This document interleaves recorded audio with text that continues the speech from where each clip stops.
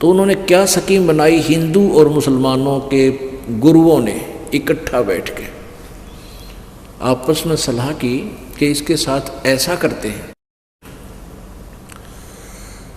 वो कैसा किया, सभी ने एक अपना षड्यंत्र रचा। उस षड्यंत्र के तहत सबको पत्थर डाल दिए। किनको, जो भी कोई साधु संत थे, और सबके डेरे आश्रमों में पत्थर डाल दिए कि भी एक कबीर नाम का सेठ है, कबीर जुलाहा है, बहुत बड़ा धनी व्यक्ति है, और वो भंडारा करेगा। उसमें लिख दिया 3 दिन तक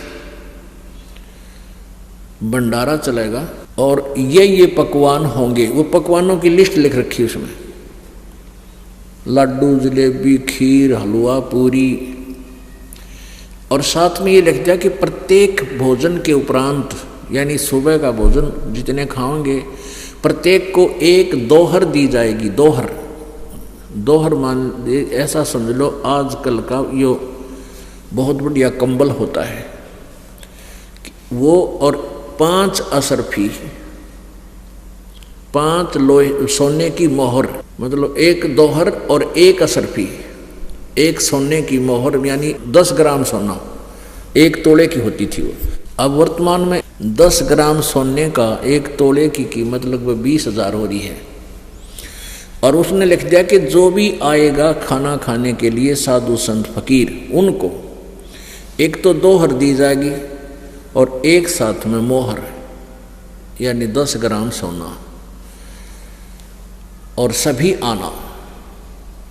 नीचे लिख दिया कबीर जी पूरा एड्रेस। अब ये संत साधु मंडलेश्वर बड़े लालची होते हैं, ये बड़े बड़े डेरे बना लेते हैं, उनमें 100 सैकड़ों की संख्या में अपने शिष्य होते हैं इनके। तो उस महंत ने, लालची ने, अपने सारे शिष्यों को साथ ले लिया कि सभी खाना खाएंगे, सभी को 1-1 दोहर एक समय में मिलेगी, एक मिलेगी असरफी, यानी 10 ग्राम सोना प्रत्येक को, तो वो सारा मेरा ही होगा, वो मुझे दे, मेरे पास जमा कराएंगे। तो ऐसे पूरे भारतवर्ष के दूर तो इराक ईरान के सबको, यानी साधु संत फकीर अपने शिष्यों को साथ लेकर कति चूल्हा नौत कर दी।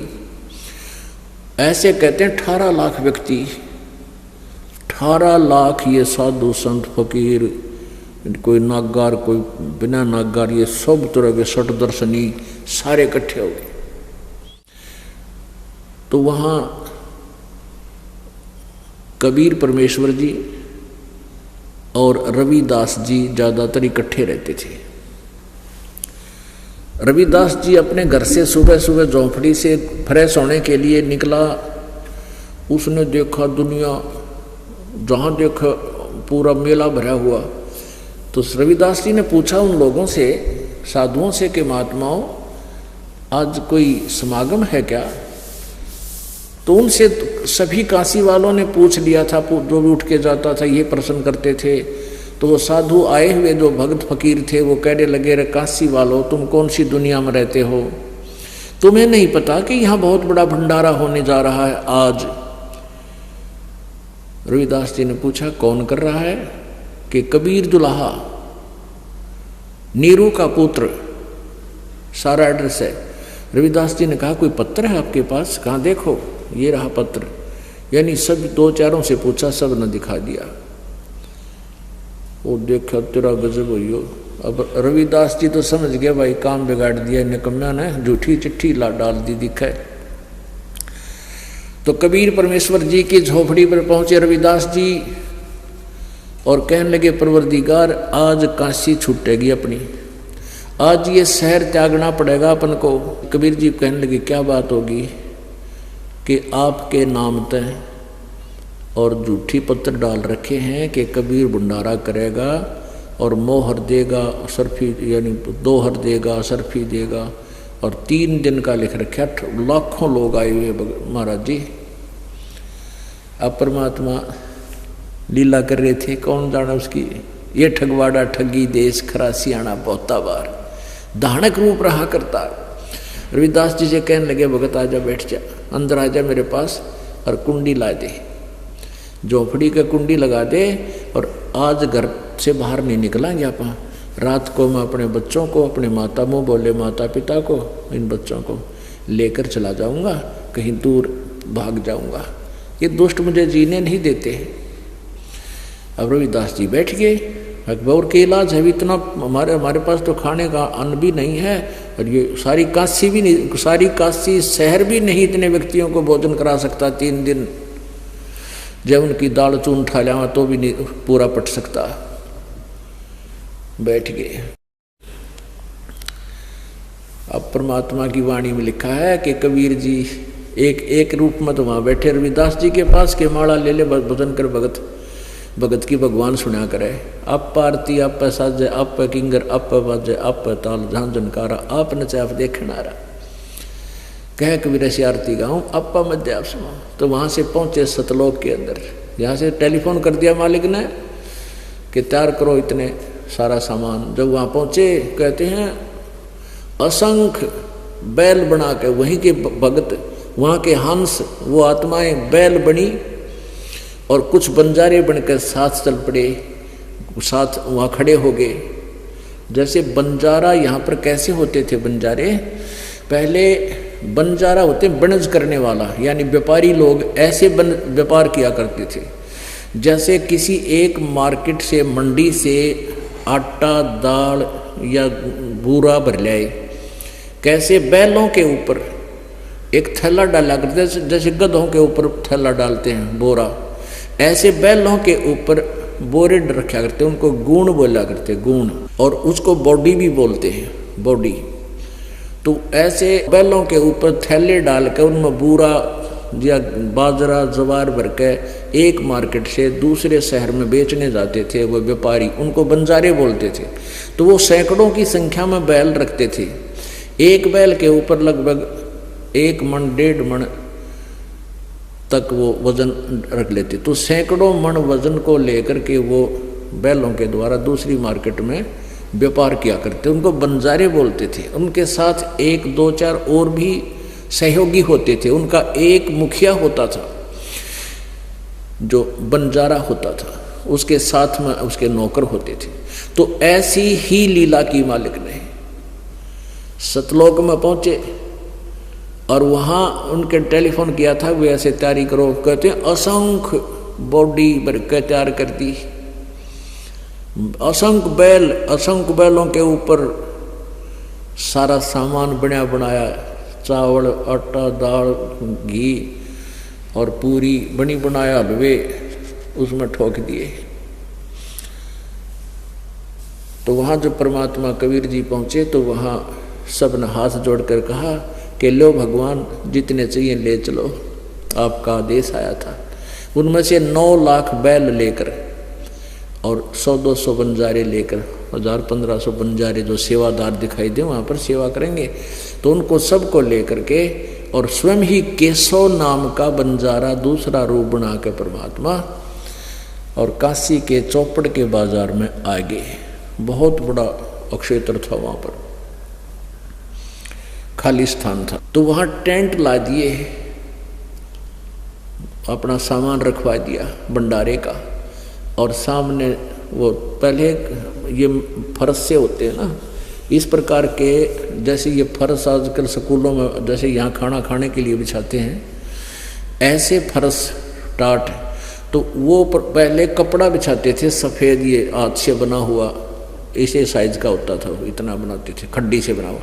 तो वो लंबे लंबे वो बिठा दिए मालिक ने, खुद ला रहे थे, और बैठो भाई भोजन पर करो शुरू। और आप एक अलग टेंट में बंजारा रूप धारण करके बैठ गए। ओहो, और भंडारा शुरू हो गया।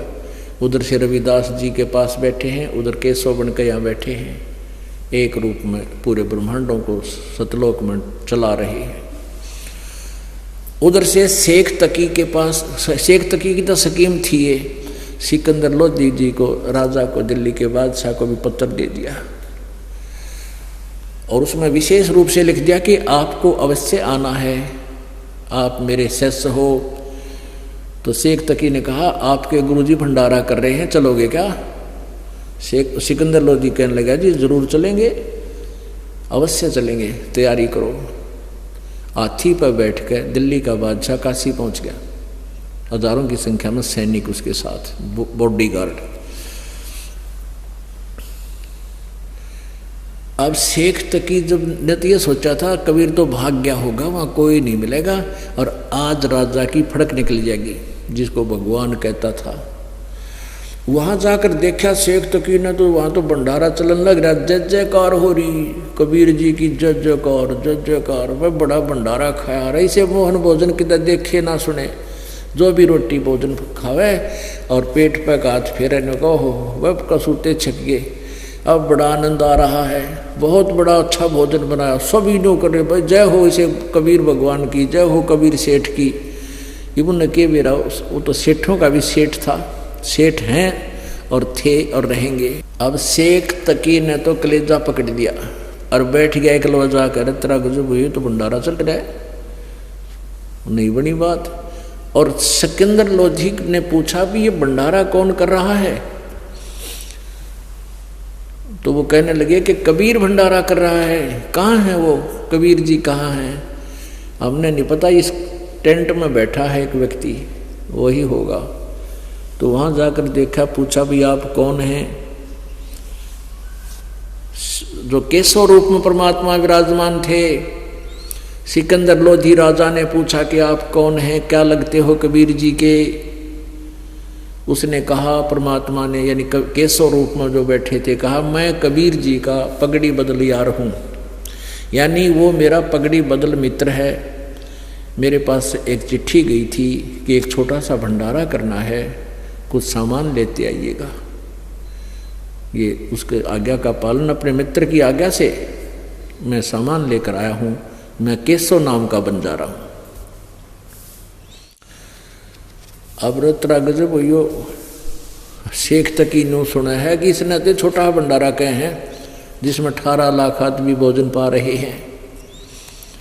तो शेख सिकंदर लोधी ने पूछा कि कबीर जी कहाँ हैं, वो क्यों नहीं आए, वो कहाँ हैं, मैं उनके दर्शन करना चाहता हूँ। तो केशव रूप में विराजमान केशव ने कहा कि उनका दास जो आया है उनको क्या आवश्यकता है, वो तो मालिक है, परमात्मा है। अब सिकंदर लोधी ने कहा कि अभी दर्शन करेंगे, पहले पाछा भोजन करूंगा, पहले गुरु जी के दर्शन करके आते हैं। अब वहाँ अपने हाथी पर विराजमान राजा पहुँच गया। सिकंदर शेख परमात्मा की झोपड़ी के पास हाथी से नीचे उतरा, सैनिक साथ थे, बॉडीगार्ड। स्वयं जाकर के कबीर जी की झोपड़ी का दरवाजा खटखटाया। अब रविदास जी कहने लगे, महाराज जी ये तो यहाँ भी आगे दिखे, जो खटखट खटखट होती सुनी आवाज घोड़िया की, उनको हाथी की, आदमी 1000 आदमी आओ तो ला होती तो आया करे। कबीर जी बोले भाई तो बोला मत, देखी जाएगी भगत, वो आप रखेगा जिसकी आश्रित बैठे हैं हम। पुण्यात्मा ये हमारे लिए संदेश दे रहे थे परमात्मा कि आप इतना दृढ़ विश्वास रखना अपने मालिक पर, चाहे कोई आपत्ति आती दिखे और उसकी भूल उसी की याद रखना, आप संभालेगा समय आने पर। कहते कल्पे कारण कौन है, कर सेवा नी काम, और मन इच्छा फल देऊंगा जो पड़े मेरे तक काम। अब यहाँ धनी का काम था, जीव के बस का नहीं था इतनी आपत्ति को टाल देना, चाहे कितना सेठ हो। तो फिर आवाज लगाई कि परवरदिगार दरवाजा खोलना, आपका भक्त सिकंदर आया है दिल्ली से, आपके दर्शन करना चाहता है। परमात्मा कबीर जी ने कहा कि हे राजन, मेरे साथ इन लोगों ने बहुत बुरा कर दिया और मैं दरवाज़ा खोलूं नहीं, ये तो मुझे बहुत तंग कर रहे हैं। और आज रात को मैं अपने बच्चों को, मुँह बोले बच्चों को, अपनी माता पिता परिवार को, मुँह बोले माता पिता को यहाँ से लेकर चला जाऊँगा, अंधेरे में निकल जाऊँगा, मैं कहीं दूर जाकर बसूँगा। ये लोग मुझे बहुत तंग कर रहे हैं, मेरा जीवन हराम कर रखा है इन लोगों ने, और मैं दरवाज़ा नहीं खोलूँ। तब सिकंदर लोधी ने कहा, परवरदिगार आप किसी और को बहका सकते हो, इस दास को नहीं। मैंने आपको बहुत निकट से देखा है। आप दरवाज़ा खोलो, एक बार दर्शन तो दे दो अपने दास को, दर्शनार्थ आया हूँ। तब परमात्मा ने, कबीर जी ने कहा रविदास खोल दे फाटक, दरवाज़ा खोल दे। रविदास जी ने साकल खोल दी। सिकंदर लोधी ने मुकुट समेत दंडोत प्रणाम किया, सामने लेट कर परवरदिगार के चरणों में, कबीर जी के चरणों में। सिकंदर लोधी दिल्ली के बादशाह, और कहा परवरदिगार वहाँ तो आपने जय जयकार कर रखी है, इतना भंडारा है परमात्मा, नो कति जो भी खाना खाओ आपके जय जयकार कर रहा है, और आपका मित्र वहाँ भंडारा दे रहा है, केशव नाम बता रहा है। प्रभु एक बार चलो, सभी ये देखना चाहते हैं श्रद्धालु भक्त साधु संत कि एक बार उस कबीर जी के दर्शन तो करें जिसने ऐसा व्यवस्था की है, ऐसा मोहन भोजन खिलाया है। वो ऐसा भाग्यवान कौन है, ऐसा पुण्यकर्मी प्राणी कौन है। आपके दर्शनार्थ, दर्शन के लिए तड़फ रहे हैं, एक बार चलो परवरदिगार। तब कबीर परमात्मा जी खड़े हुए अपनी झोंपड़ी से बाहर आए, कहते आसमान से फूलों की वर्षा होने लगी कबीर परमेश्वर पर। बोलो सतगुरुदेव।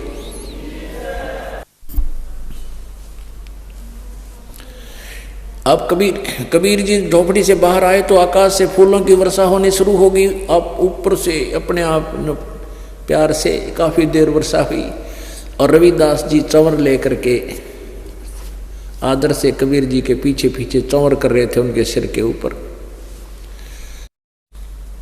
तो सिकंदर लोधी ने कहा रविदास जी मुझ दास को ये चंवर दे दो, आप तो रोज ही सेवा करते हो भगवान की, मुझे भी अवसर दे दो। तो रविदास जी ने चंवर दे दिया। वो दिल्ली का बादशाह अपने गुरुदेव पर चंवर कर रहे हैं, और हाथी के ऊपर बैठा तीनों, रविदास जी को भी और कबीर जी को, और स्वयं भी बैठ गया हाथी में। हाथी के ऊपर एक रूम बनाया जाता था, अंबारी बोलते थे उसको। हाथी के ऊपर एक छोटा सा कैबिन सा बना दिया करते थे, तो उसके गेट होते थे दोनों तीनों चारों साइड में। तो उसको तीनों गेटों को ऊपर उठवा दिया, और अंबारी का खोखा खोखा रह गया, उसमें बैठ गए। ताकि सिकंदर लोधी चाहता था कि सब देखें, दर्शन कर लें कबीर भगवान के चारों तरफ से। सिकंदर लोधी परमात्मा के ऊपर चंवर कर रहा है, और पूरे भरे बाजार में से निकल कर आ रहे हैं, सब पूछ रहे हैं कौन है कबीर के, ये कबीर है। ये चंवर कौन कर रहा है कि ये राजा है, दिखता नहीं, मुकुट पहरे बैठा है। तो दिल्ली के बादशाह और कबीर जी पे चंवर कर रहे हैं। आधे लोगों का कलजा टुकड़े पाट गया, ये तो भाई परम शक्ति है।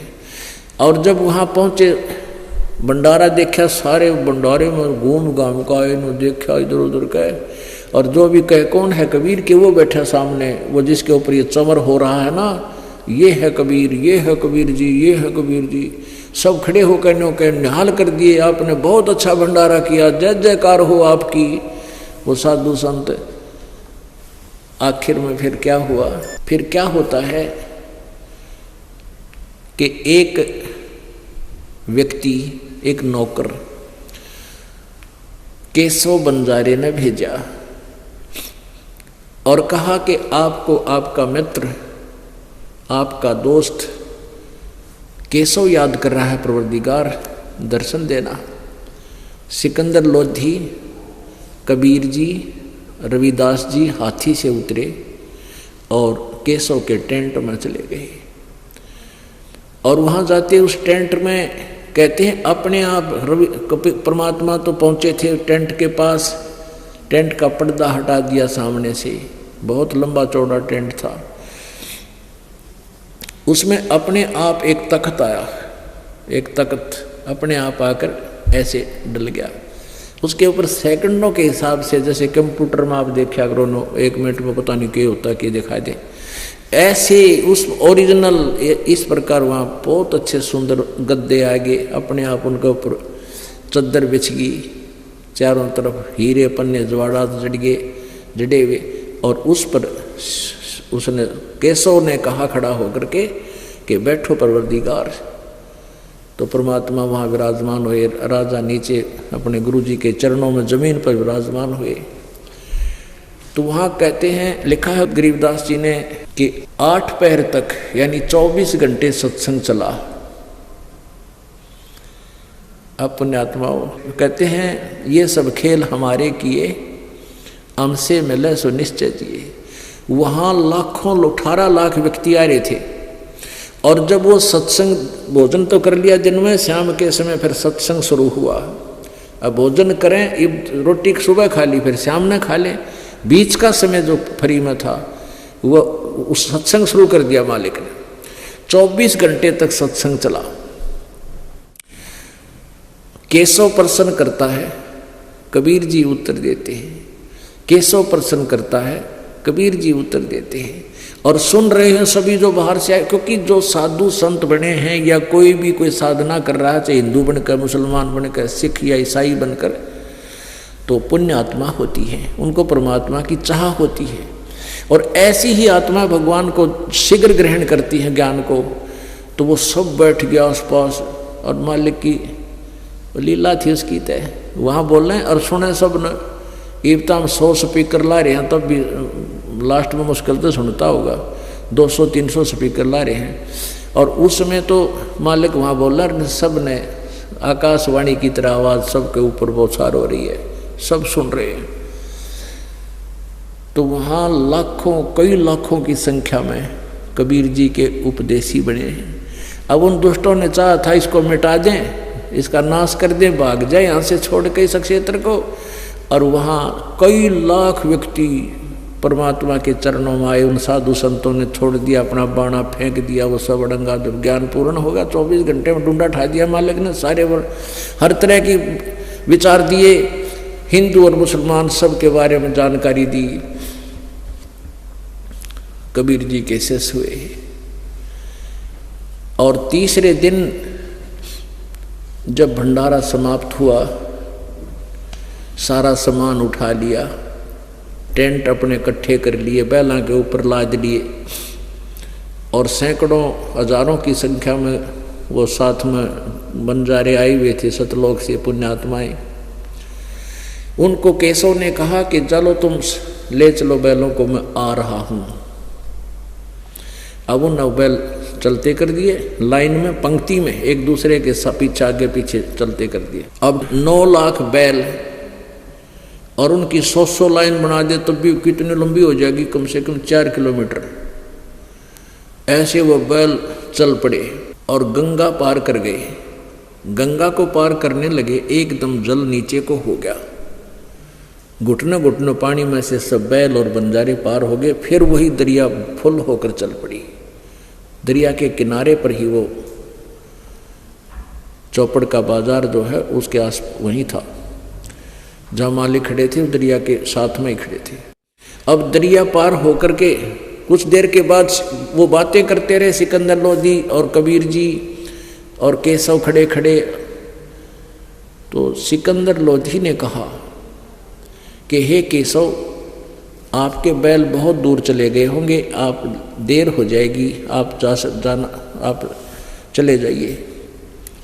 तब कि देखा उधर सिकंदर लोधी ने इधर ध्यान किया कि तुम्हारे बैल तो बहुत दूर चले गए। देखा कहीं बैल दिखाई नहीं दे रहे। अरे बैल कहाँ गए? अब कबीर परमेश्वर ने कहा कि जहाँ से आए थे वहाँ गए, क्योंकि इतने बैल और इतनी दूर तक, चाहे वो शाम तक देख ले तब भी दिखे, इतने बैल तो भी ना खत्म हो। इतने में क्या हुआ कि कबीर जी के अंदर वो केशव जो अलग रूप था मालिक का, वो कबीर जी में समा गया। देखते ही देखते अकेले कबीर जी रह गए और वो बैल भी नजर नहीं आए। बोलो सतगुरुदेव। अब सिकंदर लोधी का तो पक्की जचगी, ये तो परमात्मा है, चरणों में पड़ गए। मालिक ही सारा आपका ही खेल था। और परमात्मा कहते नहीं, मैं तो दास हूँ उस परम पिता का, मैं तो दास हूँ उस परम पिता का। वो आप ही कर रहे हैं, क्योंकि बड़े बड़ाई ना करें, बड़े न बोलें बोले। लाल नहीं कहता लाखों कीमत है मेरी, जोर ही परख लिया करते हैं। तो परमात्मा कबीर जी की महिमा को उससे परिचित ही भक्त जान सकता है।